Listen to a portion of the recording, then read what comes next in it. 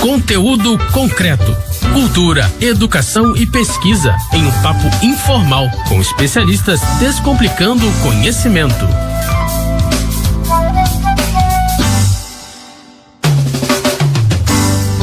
Olá, você que está aí pelas rampas da UERJ e imediações.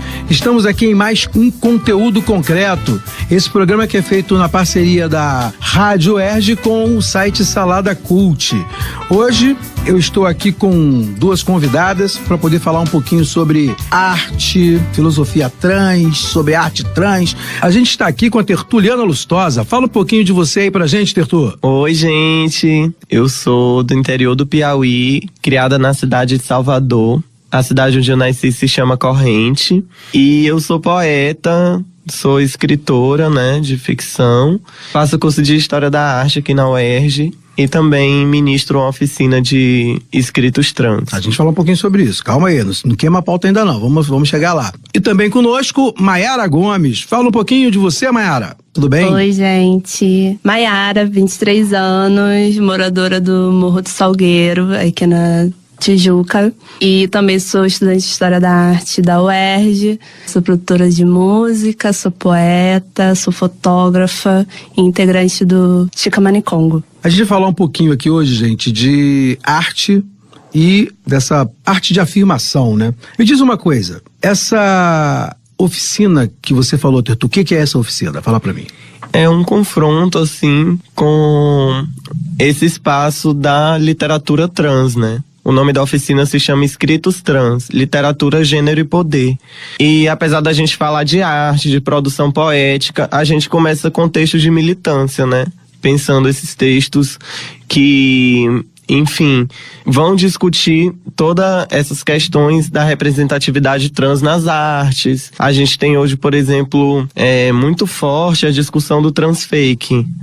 Transfake? Transfake. O que é um transfake? Uma pessoa cis que se veste de pessoa trans para fazer algum trabalho. Então, um homem cis interpretando um personagem travesti é um transfake. Cara, um pouquinho. O que é cis e o que é trans? Cisgênero é a pessoa que se identifica com o gênero ao qual ela foi designada ao nascer. Se você concorda com esse gênero no momento da sua vida, você está sendo cis. Porque só existe o transgênero, né? Só existe a pessoa que é travesti, que é trans. A pessoa cis não quer ter gênero, ela não tem gênero. Eles rejeitaram o cisgênero. Cis vem daquele negócio do mesmo lado. Isso aí. Cis é do prefixo, né? O termo cis veio do termo transgênero. Sim. O termo transgênero é o termo, a pessoa que está do outro lado, outro gênero, que muda de gênero, que não se identifica com o gênero ao qual foi designada. Geralmente tá ligado às características biológicas ou genitais, né? Beleza, entendi. É preciso, antes de entrar nesse espaço, ter um mínimo de noção do que são esses termos e essas discussões. Uma delas que a gente estava falando era do transfake, que é a pessoa cisgênero que interpreta personagens trans, né? Que tem a ver com blackface, que eu acho que aí Maiara poderia falar, porque... Fala que é da favela, fala que é preto, mas assim, só se reconheceu a ponto pra fazer algum edital. Como é que é isso na literatura pra vocês? Esses, então, não tem sentimento pra escrever? Ou como é que é isso? Eu acho que na literatura, né, quando a gente fala de arte trans ou literatura trans, a gente pode não estar falando de artistas trans e escritores trans. Claro. Pode ser uma pessoa que não é trans e fala sobre o tema. E a gente tem sistematicamente visto que isso tem dificultado o acesso de pessoas trans ao mercado de trabalho, porque, por exemplo, um curador vai dizer que a próxima Bienal, o tema dela vai ser arte indígena.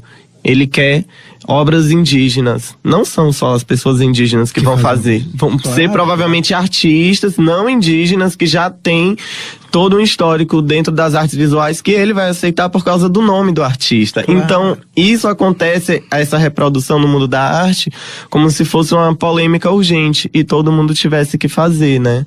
Uma coisa que me chamou a atenção, quando a gente fala de arte, de literatura, né, e isso que vocês colocaram sobre ter fake ou não ter fake, tem aquela bendita daquela ideologia estranha do lugar de fala, não tem não? Não, fulano só pode escrever porque ele é trans, então ele pode estar envolvido nisso. Se ele não tem essa potência, ele não pode falar disso. O que acontece também com quem é negro, né? Existem muitos negros que desprezam se um cara branco for escrever sobre negros. Porque ele fala, o cara não é negro, como é que ele vai escrever sobre negritude se ele não é negro? Isso também acontece com os trans, tem essa briga aí pelo lugar de fala? Eu acho que não é essa questão do lugar de fala. A questão do lugar de fala é que o branco, escrevendo sobre o negro, sempre vai estar marcando o seu lugar de branco enquanto escreve sobre negro. Isso de você deslegitimar ou não gostar, cada pessoa vai gostar ou não gostar.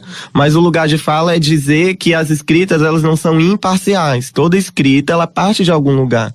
Agora, se esse lugar vai cancelar ou dizer que essa escrita serve ou não, acho que não é essa a discussão. Acho que a discussão é a gente ter esse olhar que ele penetra também por esse lugar de fala, esse lugar que a pessoa fala. Eu, Tertuliana, falo enquanto nordestina, moradora da Mangueira, enquanto travesti, enquanto, enfim...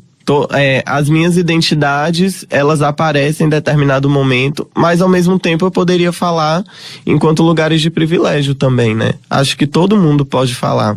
Então, acho que essa é a discussão, assim. Interessante. Por falar de lugar de fala, então, eu queria fazer um exercíciozinho com vocês, pode ser? Vocês trouxeram aqueles poemas legais, tá aí? E eu queria que você aproveitasse a fala de vocês, a voz de vocês, para vocês falarem um pouquinho desse poema. A gente vai conversar um pouquinho sobre ele, tá? Vamos começar então com a Mayara, porque a Tertuliana tá falando muito. Você vai pegar o teu poema e vai ler pra gente. Então, antes de recitar a minha poesia, eu queria falar sobre o coletivo Chikamanicongo. Ele surgiu em agosto do ano passado, depois da morte da travesti Dandara, na Bahia. Teve ato e nisso a gente decidiu fazer o cordel. O Chikamanicongo foi a primeira travesti brasileira datada, foi em 1591.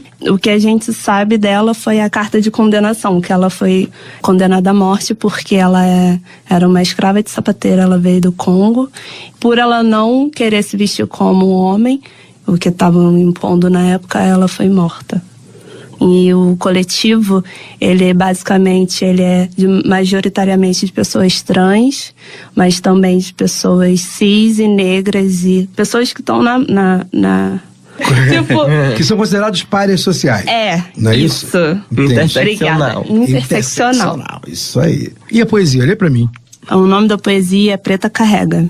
Preta carrega a água na cabeça por falta d'água, trouxa de roupa que vem lá do olho d'água, descendo o morro entre os escombros, pedras e entulhos assombros. Carrega também a falta de tempo, carrega a falta de dinheiro e respeito. O marido que bate e rebate, repito, bate e rebate. Desamores, ilusões. Você pode achar que não, mas nós resiste. Nós resiste a tudo. De faxina em faxina, de curso em curso, de faculdade para faculdade, de línguas e linguagens, nós chegamos lá. Nós estamos lá. A gente se regenera e em breve, cuidado, tomaremos o seu lugar. Legal. Dedicada à minha mãe, Kátia. Conta um pouco, fala aí. Regina. Vamos lá. A minha mãe se separou tem uns 3 anos e meio. E assim, eu quis resumir mais ou menos o que aconteceu de toda a vivência da minha mãe no Morro do Salgueiro. Que lá a gente ainda tem muito problemas com saneamento básico, sempre falta água lá. E eu também quis abordar também o machismo no casamento. A questão do homem agredir a mulher, agredir a filha. E que isso tudo também acabou, que eu estar na UERJ é uma forma de resistência. Legal, muito bom, muito bom. A gente vai tentar agora fazer um pouquinho da tua fala. Diz pra mim aí a tua poesia. O nome dela é Chikamanicongo, foi rainha. Desinibidas elas cresceram, populares, perigosas e questionadoras. Cordéis elas escreveram sobre Chikamanicongo, travesti do início do Brasil colonial, que, retirada da sua vida no Congo, foi confiscada do seu direito primordial, de ser travesti por viver quem é, como para todos é fundamental. Se vestir como quiser não é favor, é dignidade, é direito natural. E não me venha dizer que não, pois foi tão grande a injustiça da escravidão, como foi também o proibir o negro e o indígena de viver como são. Hoje vejo corpos em regime prisional, reproduzindo as mesmas normas de mulher, homem, família tradicional. Mal sabem que é o corpo em suas dobras que vive o regime natural, pois natureza é respeito, não preconceitos nem podas. Chica foi condenada à morte, não teve afagos, não teve aceitação, teve açoite, tráfico e morte. Foi condenada como todos os dias são, as travestis desse Brasil colonial, do sul ao norte. Escrava de sapateiro na cidade de Salvador, foi registrada em 1591 com nome incoerente, sua carta de condenação. Escrava nada, era rainha, muito longe desse terror. Ainda havia respeito, consideração, onde o branco chegou colonizador e forjou uma nação. Não, não, não. Hoje somos seguidoras da Chica e fazemos a cada esquina nossa labuta. Não à toa usamos o cordel em memória ao Nordeste e a sua luta. De tantas Severinas, Marias, Joanas, somos a voz da Chica que no Brasil se perpetua. Esse poema, eu tento manter a estrutura de um sexteto, né? Que é uma estrutura tradicional do cordel, da literatura de cordel, porque a gente, os primeiros cordéis que a gente fez, que se chamam Sertransneja e As Sertransnejas, as peixeiradas da vida, eles, de certa forma, algumas pessoas vieram me questionar, mas vocês não estão fazendo cordel, porque o cordel é um sexteto e tal, e o nosso poema é livre. A literatura de cordel, enfim, ela tem essa configuração, a capa com xilogravura e dentro as poesias, geralmente sexteto. Só que o que acontece hoje em dia a gente vê capas que são fotos e dentro os poemas podem ser livres, só que esse modelo mais tradicional era justamente o que eu queria discutir, né? Porque a gente faz poesia de cordel, mas é uma poesia de cordel que também ela se apropria muito de uma estética do cordel, muito do material. Então a gente cria uma capa de cordel e toda uma forma de montar de cordel, mas a poesia não é necessariamente a forma mais tradicional de fazer literatura. Então a gente abre para muitas vozes, muitas possibilidades de escrita. Se a gente pegar as duas escritas de vocês, elas têm uma diferença identitária na forma de colocar. Por exemplo, a sua talvez seja mais perto do que um tradicionalista de cordel colocaria como tradicionalista de cordel mesmo, porque ela conta uma história de maneira muito óbvia, mais clara, que o cordel faz. A Maiara foi mais poética. Eu entendo que, assim, o poema da Maiara, ele tem muito autoficção, né? Autopoética, uma poética em que ela coloca muito a realidade de vida. Acho que isso é muito forte no poema dela. E o meu, eu entendo também um pouco como uma coisa mais metalinguística, em que pelo menos eu tentei abordar não só o histórico da Chica Manicongo, mas misturar isso com a forma como a gente estava pensando esse cordel, sabe? Era uma discussão sobre como nós, travestis, fazermos essa literatura nordestina é questionado, porque na Feira de São Cristóvão, que foi onde a gente começou, já acontecia uma série de situações, né? A gente vê que o homem cis é aquela pessoa que quer se manter no lugar de produção poética e da única voz que produz essa tradição, essa cultura regional. E a gente vem com a nossa produção questionar até a forma como é feita essa cultura regional e dizer que nós também produzimos uma cultura em cima disso, né?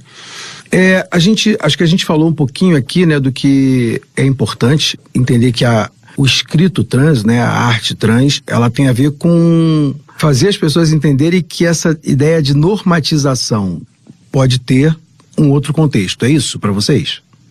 Que essa arte vem trazer, porque você falou agora do cordel, por exemplo, né? Que foi criticada porque o cordel tem uma estrutura, tem uma cara, que é uma norma que alguém colocou e acha que aquilo é a fidelidade do cordel. Tem gente que fez certinho e nunca foi criticado, né? Porque sempre imitou o que a norma dizia que era para ser.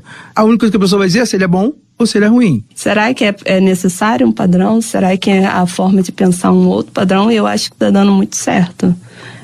Não ter um padrão.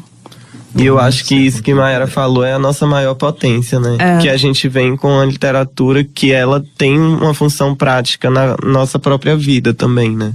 Porque a gente fala sobre representatividade trans, é porque a gente está falando de pessoas desempregadas, as pessoas que não têm a oportunidade de ocupar certos espaços. Gente, queria que vocês se despedissem aí do pessoal, que se quiser deixar endereço eletrônico, alguma coisa aí, para o pessoal poder consultar depois, ver a arte de vocês.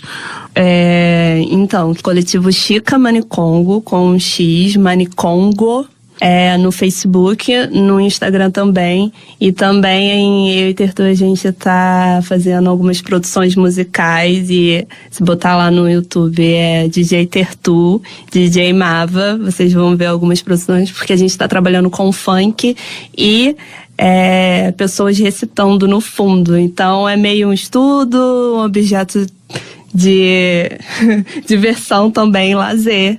E é isso. Fala, Tertu. Ai, me despedindo aqui do podcast. Enfim, eu acho que é isso. Bem, gente, é isso aí. Isso foi a gente teve aí mais um conteúdo concreto. Fiquem com Deus e até a próxima. Conteúdo concreto. Apresentação: Kleber Pereira. Moderadores: Roberto Rodrigues e Maxi Gama. Equipe técnica: Daniel Barros, Gleidson Augustos e Eduardo Sobral. Locução: Vitor Quaresma. Produção: Rádio UERJ e Salada Cult. Realização: Centro de Tecnologia Educacional CTE SR3.